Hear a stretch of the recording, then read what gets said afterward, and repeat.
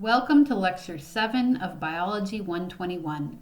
Today we begin our discussion of human origins, or where humans evolved from. What you see in this image is a replica fossilized skull of a creature called a Sahelanthropus who lived 7 million years ago. Sahelanthropus is considered a possible human ancestor from 7 million years ago because it was an ape and the shape of the skull suggests it walked on 2 legs instead of 4. Cool! For lecture today, we're going to study the evolution from early mammals into primates, into a special type of primate called an ape, into something called a hominin, which is an upright walking ape, and humanity is one type of hominin. We're also going to evaluate evidence for ancient climate change during an epoch called the Miocene epoch, which is when the first upright walking ape fossils date to. And we're going to briefly look at some of the adaptations that set these early upright walkers apart from the other apes. And that has to do with their bipedal style of walking and some dental changes related to their diet. And the next lecture, we will spend the entire lecture looking at these adaptations that set us apart from other apes. The story of human origins begins many million years ago. Because it can be difficult to wrap our human brains around the time scale that is required to produce evolutionary change, I wanted to show this roadmap of time. It begins down here in blue in the Precambrian era, which is a time on Earth where we know living things existed, but they did not frequently leave behind fossils. The first fossils start showing up around 520 million years ago, and among them were many different types of trilobites, which you see here. And maybe you've seen trilobite fossils at the Gem and Mineral Show. They are quite common. They fossilized really well. It wasn't until much later, around 300 million years ago, that the first mammal shows up in the fossil record. Here is what the Earth looked like at that time. You'll see that the configuration of the continents is very different than it is today. And we also know from the fossil record that the earliest mammals laid eggs. This is similar to egg-laying mammals that exist today just in Australia, like the platypus and the echidna. Mammals evolved during the age of the dinosaurs. So our ancient mammalian ancestors coexisted with dinosaurs, but they lived in the dinosaurs' shadow. Dinosaurs really ruled the earth. There were many different types, and there were relatively fewer types of mammals until about 65 million years ago. Something dramatic happened called the KT event, and this is when a very large meteorite struck down off the coast of modern-day Yucatan Peninsula, and it resulted in the extinction of large dinosaurs. This meteorite was so big that you could alternatively call it an asteroid collision. It was 6 kilometers wide, 10 kilometers wide, that's 6 miles wide, traveling at a speed of 50,000 miles an hour. The energy released during the impact was equivalent to 300 million nuclear bombs.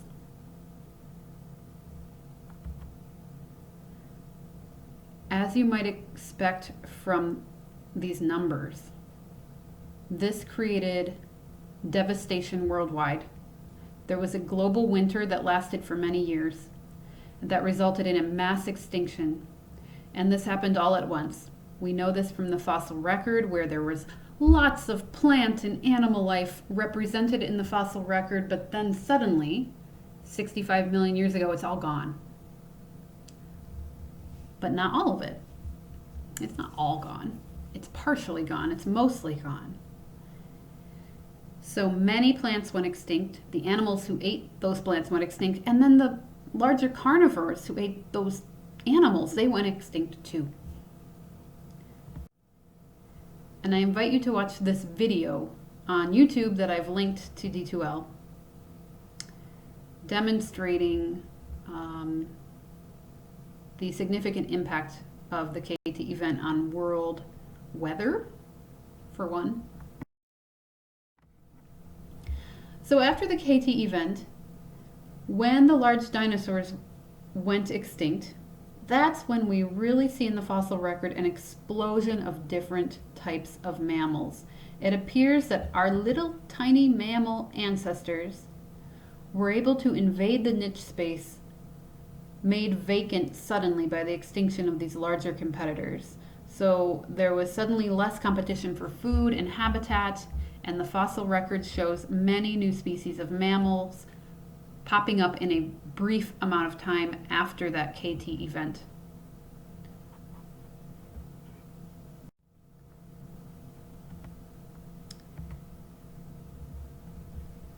So after about 65 million years ago, the Earth's community of creatures changed. It was the age of the dinosaurs, and now we enter into the age of mammals, which we're still in today. Out of this adaptive radiation came the world's first placental mammal. Humans are placental mammals. That means we grow babies in mothers' wombs and they're born alive, unlike the predecessors, which laid eggs. These first placental mammals, which you can think of as your great-great-grandmother, they were the size of a shrew, like a small mouse. They ate insects, we think, from the size and shape of their fossilized teeth.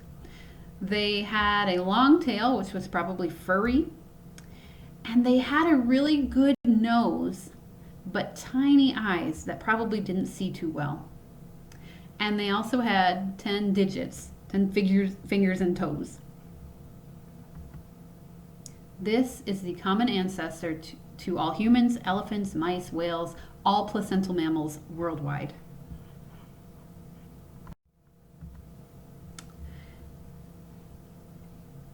Sometime later, the first primate shows up. And this is still within the adaptive radiation of mammals going on after the extinction of dinosaurs. Here is the conformation of continents on the Earth at that time. So you can see as they're moving toward their modern locations. And the first known primate is this little thing, the Plesiadapis cooki, which existed 58 million years ago in the tropical rainforests of Wyoming.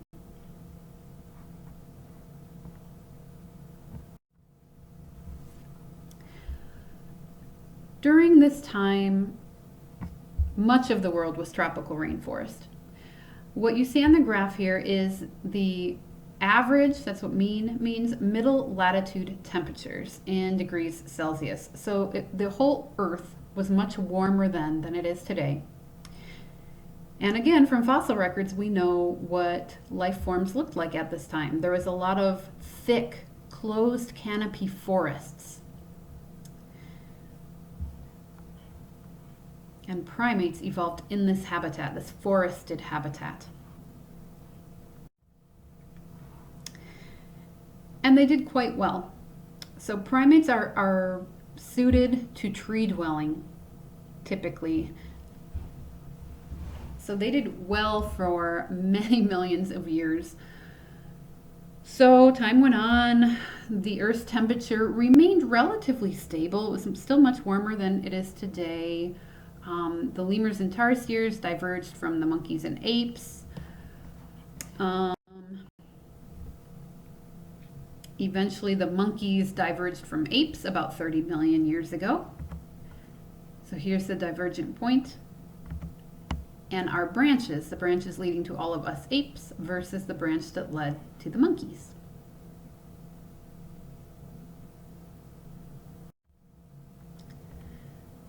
The first ape shows up here around 25 million years ago, toward the Miocene epoch.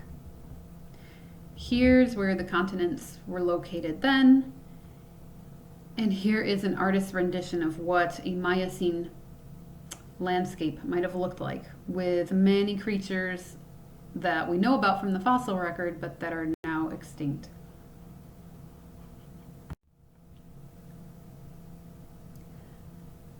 During this time period, the first ape evolved, and here is its fossil. We call this guy proconsul. Unlike monkeys, apes don't have tails, so he didn't have a tail. But he was a big primate, and we think that he walked atop the branches of trees. And we think this because he has a strange mix of adaptations. He has a nice flat back that suggests that when he walks on all fours, his back is parallel to whatever surface he's walking on. But his toes and his fingers, the bones are actually curved. And in modern apes, that is also true, and it's thought to help gripping of these rounded branches. Proconsul also has a rigid shoulder joint and an anatomy of the elbow that suggests that he didn't do a lot of time suspending under the branches like kids do on the monkey bars. He could have easily injured his shoulders that way, and so we don't think Proconsul spent a lot of time suspending. We think he walked atop branches. Also, he had great big eyes, and they were located more centrally on the face so that the eyes had overlapping fields of vision, which would have allowed him to gauge distance rather well. That's called stereoscopic vision, and you'll learn about it in the lab.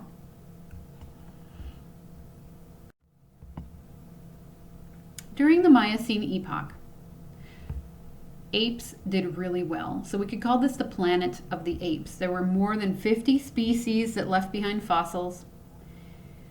And if we wanted to compare apes to monkeys, well, apes tend to be larger. They have bigger brains, so we think they were probably more intelligent. They don't have tails. And because they had bigger brains and larger body sizes, we think it took them longer to grow up than monkeys. So they reproduced more slowly in terms of generation time. And we think that moms had to invest a lot in each offspring. So they probably, like modern apes, had fewer offspring per lifetime than do monkeys.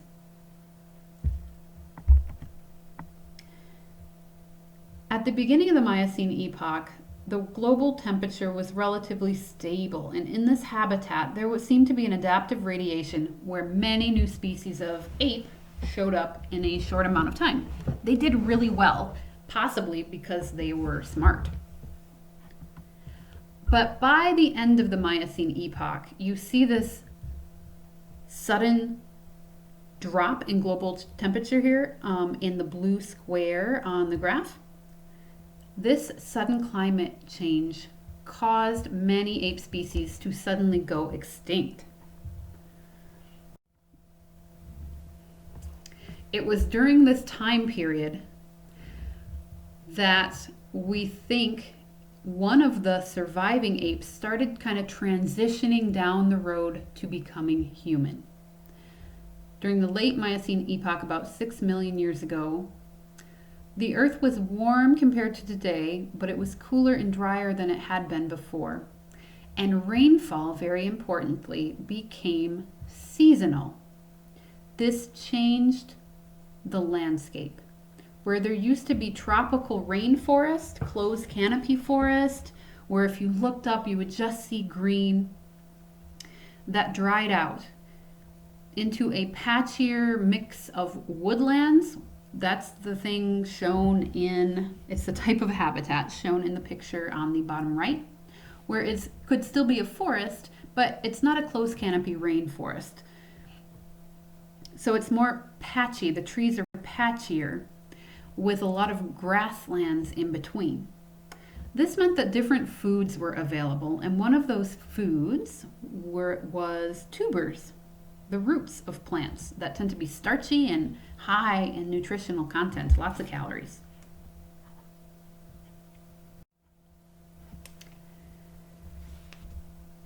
During this time period, monkeys did pretty well, probably because they reproduced faster and they were able to outcompete the apes. They had smaller bodies, so they didn't need as much to eat. And eventually, only 7 species of ape were left on Earth. And here are the picture of those 7. They're still alive today.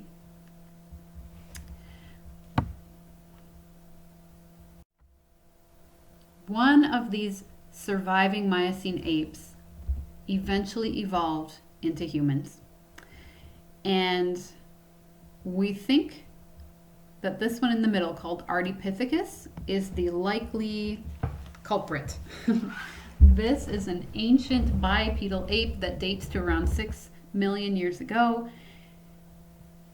It has a mix of ape-like and upright walking hominid characteristics, and we think it was one of the eldest human ancestors right after humans split from the other apes. Ardipithecus, or Ardi for short. Oh, and here I should explain why I'm using John McCain as my example of a human, because I thought this was a non-polarizing choice. I could pick a different celebrity than the late, great John McCain, but I thought as Arizonans we could probably all agree that he was a principled human being and a good example, perhaps, of our species. So I mean no disrespect by putting him in there with these other apes. In fact, I mean the opposite. Like, here is a representative human.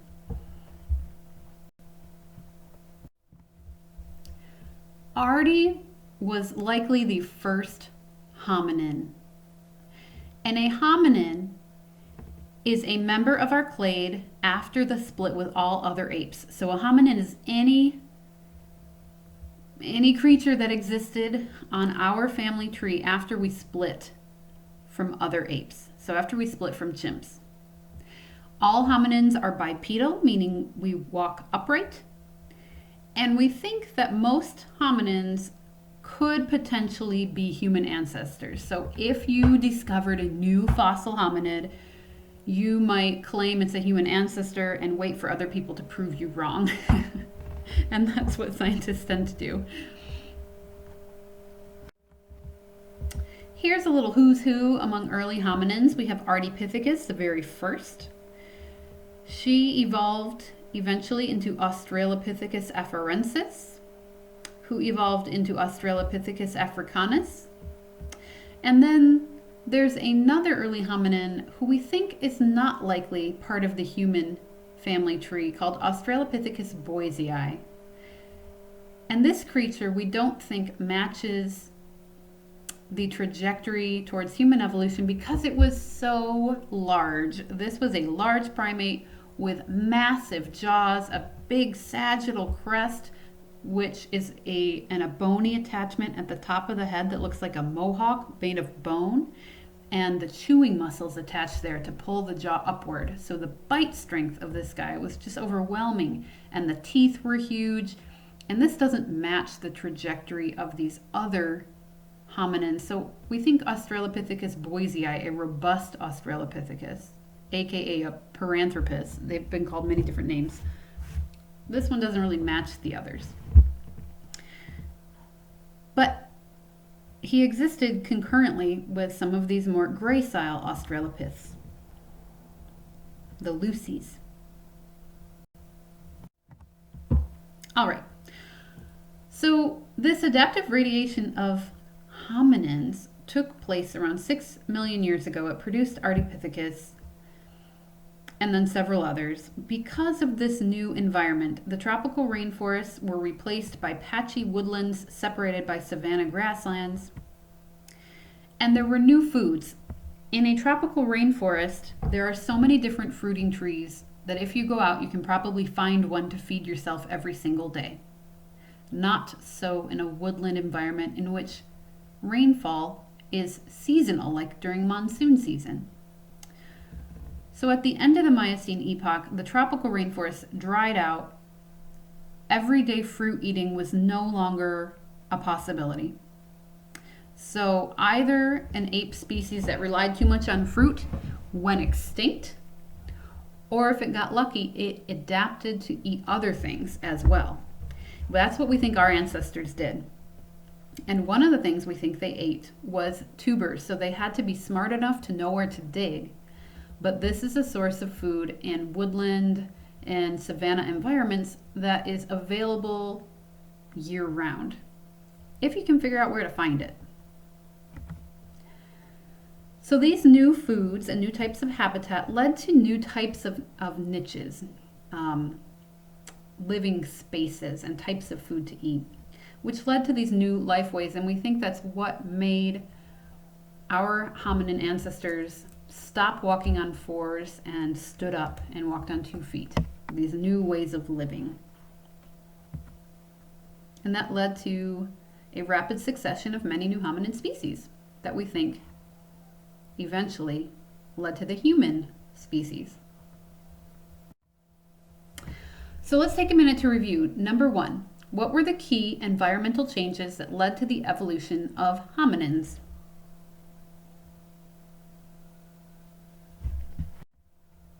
It was all about climate change. Earth's climate became cooler and drier with seasonal rainfall. That transformed the landscape from a rainforest into woodlands and grasslands, which meant that the type of food available every day was no longer just fruit.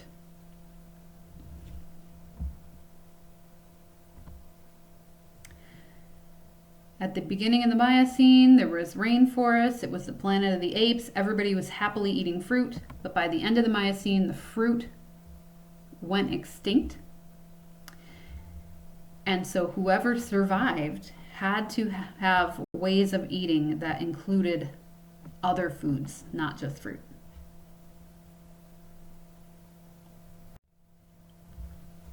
Here are some more images contrasting rainforests and the mix of savanna and woodlands that existed during the late Miocene epoch. So the rainforests are forests with vegetation so thick you cannot see the sky. Fruit is available every day, year round. In a savanna, there's tall grasses and shrubs with very few fruiting plants, and they only fruit during the fruiting season. But savannas also have underground storage organs if you know where to dig, and this could provide delicious, nutritious food for an early hominin.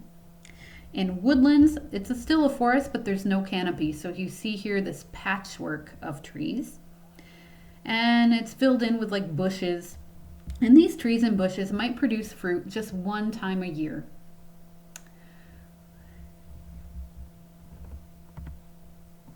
The beginning of the Miocene epoch looked like this.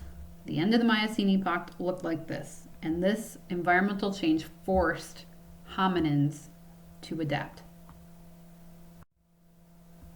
So which one of these images looks like the beginning of the Miocene and which looks like the end of the Miocene? Hopefully you recognize that the top one looked more like the beginning of the Miocene with very thick forests.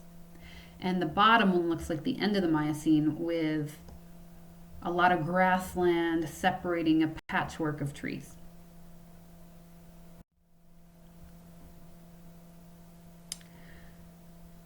So Africa, 6 million years ago at the end of the Miocene, was a mix of savanna and grassland, and that is where we think our ancient ancestors first evolved.